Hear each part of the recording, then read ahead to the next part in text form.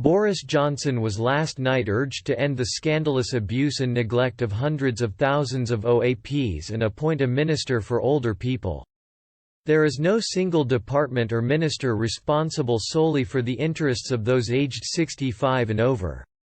Veteran campaigner Dame Esther Rantzen, Age UK, Action on Elder Abuse and Independent Age united to demand a cabinet-level job to end the chaotic current approach to looking after 11 million pensioners.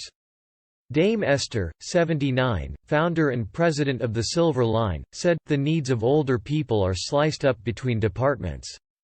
Look at the muddle of social care, still not sorted in spite of all. Older people are being blamed for being bed blockers in hospital and house blockers in communities when there is nowhere safe and economical for them to live. The charities set a dedicated ministry to address the multitude of issues facing OAPs would be a start." Last summer, Mr. Johnson created a new office for Veterans Affairs overseen by 2 ministers to ensure government delivers lifelong support to those who had served the country. Scotland has a Minister for Older People, Wales has an Older People's Commissioner. In England there are only Helen Whitley, as Care Minister, and Loneliness Minister Baroness Diana Barron. Dr. John Beer, chairman of Action on Elder Abuse, said, "We've seen little legislative change.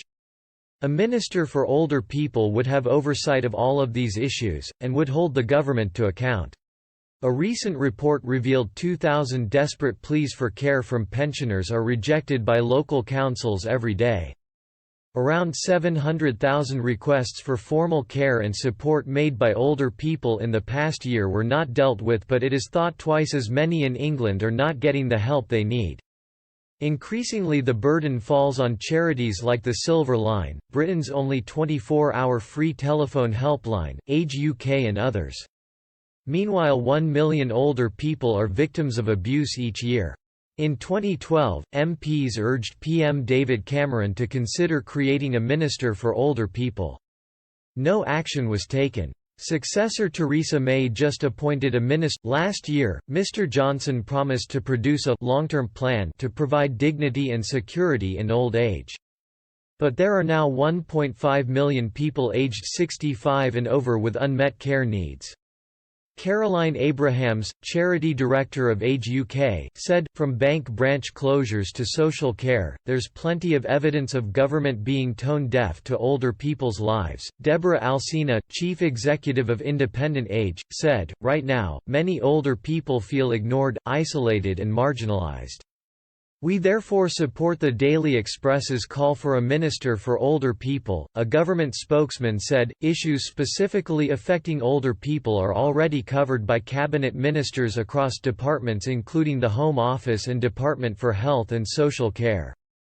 Boris, listen up. Some of the most crucial charities in the country have an urgent, please appoint a minister for older people now."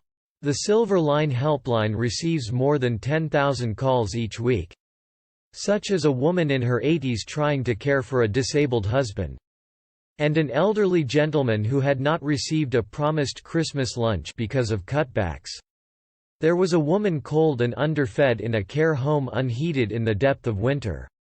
Another who had been chucked into the garden by her daughter. A man found his son had sold the family home while he was in hospital. Then there is the loneliness that makes life virtual solitary confinement. There are plenty of precedents proving the difference it makes when a prime minister appoints a focused, accountable minister. Alf Morris was the first minister for disabled people, and described to me how he walked into the office of every Secretary of State and demanded to know what each one was doing to create accessibility for disabled people, to make sure they were high on the agenda, not forgotten or ignored. New Veterans Minister Johnny Mercer has done much to ensure that veterans are properly treated. So come on, Boris. It would be a popular decision to prove you really value the older people who helped put you where you are today. Because as no politician should ever forget, we older people vote.